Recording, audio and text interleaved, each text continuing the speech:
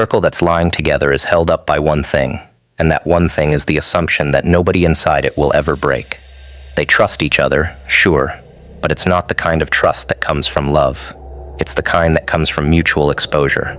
Everyone in the circle knows what everyone else did, and that shared knowledge is the wire holding the whole structure up.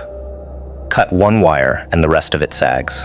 That's why the people who came at you weren't really worried about you for most of the way through this. They were worried about each other.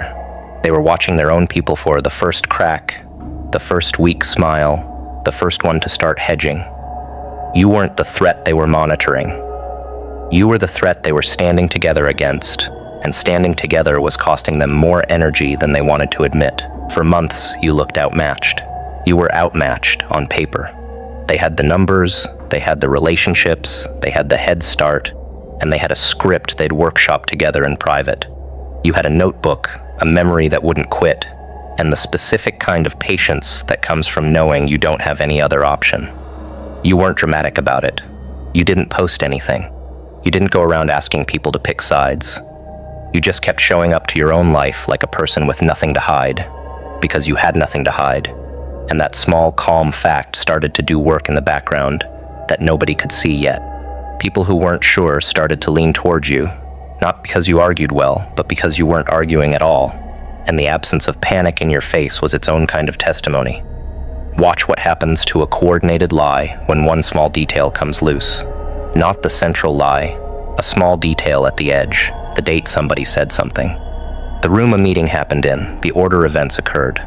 The liars get that detail wrong in slightly different ways, because they were never actually there in the same way, they were just agreeing on a summary. When the small detail surfaces, the whole structure starts to wobble, because suddenly the 5 stories don't quite match, and the people listening can hear the difference. You didn't have to expose the big thing.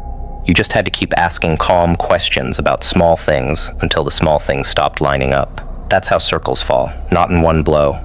In 1,000 quiet inconsistencies that finally added up to a number even the believers couldn't ignore. There was a moment, and you'll remember it later as the turning point, when one of them looked at the others slightly differently. Maybe it was at a dinner, maybe it was across a conference table. They suddenly weren't sure their people had their back the way they thought. Maybe the weakest member had started sounding nervous on the phone. Maybe the cleverest one had started distancing themselves in subtle ways, prepping a "I was never that involved" version of the story for later use. Once that look passes between co-conspirators, the circle is already over. They just don't know yet. They'll keep performing unity for weeks, sometimes months. But the trust is gone, and trust is the only thing that was holding the lie together. And the absence of trust is a slow leak that nothing patches. How did he do that? That's what they'll ask later.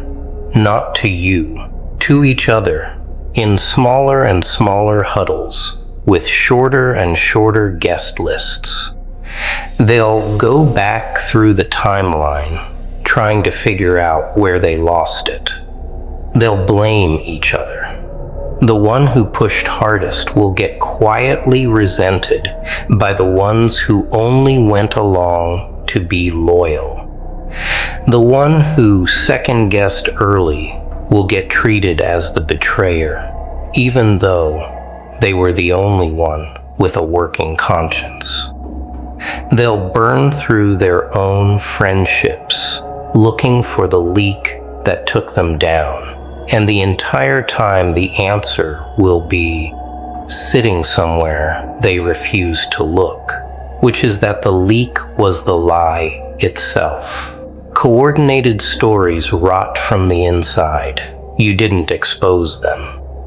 You just stood still long enough for them to expose themselves. It looked too easy. That's the part that's going to bother people, including some of the people on your own side. They'll want a war story.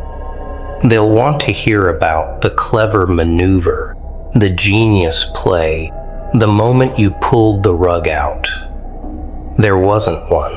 That's the secret nobody wants to hear, because it doesn't sell tickets.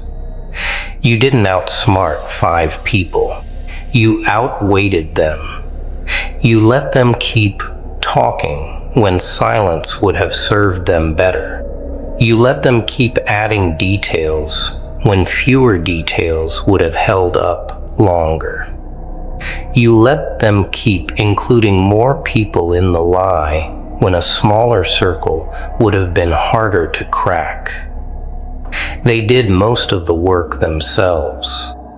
You just refused to interrupt them while they were doing it.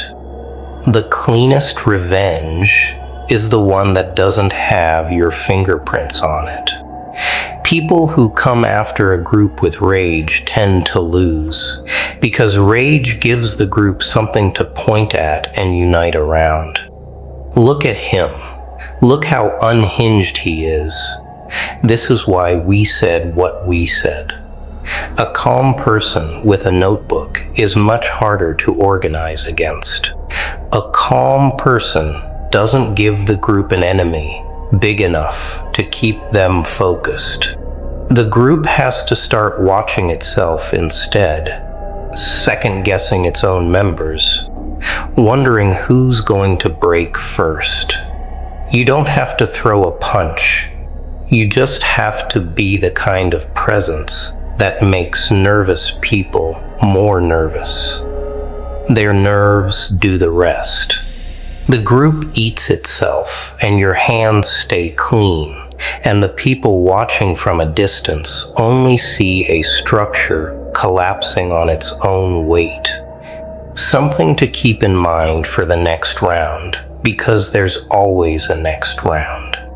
People who run in coordinated packs don't reform after one loss. They split up, lick wounds, and look for softer targets. Some of them will rebrand and try to come back into your orbit later, swearing they were the one who never really believed the others, that they were on your side privately, that they tried to talk sense into the group. Don't fall for the soft return. The fact that they had to tell you privately is itself the confession. People who actually disagreed with the lie, disagreed with it out loud, at cost to themselves, in real time. Anyone retroactively claiming dissent is just trying to keep their seat at the next table. The next table doesn't have to be yours. You exposed a circle and made it look effortless. And now the hardest part begins, which is not letting the wind turn you into the kind of person who needs another one. The trap of taking down a group is that you can start to mistake the talent for confronting liars as the purpose of your life, and it isn't.